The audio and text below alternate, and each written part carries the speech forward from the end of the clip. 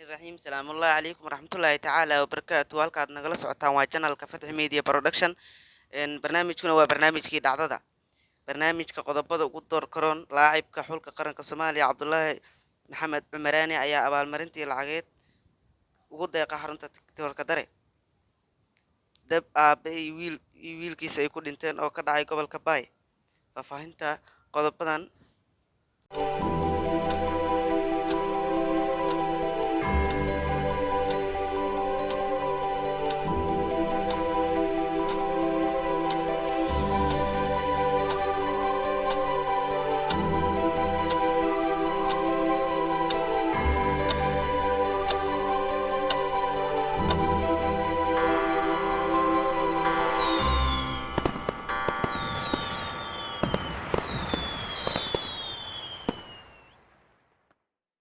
waxaa ka mid ah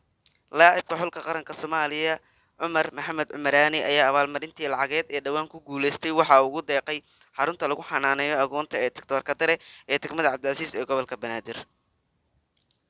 dab ay aabba iyo labadiisa wiil ay ku dhinteen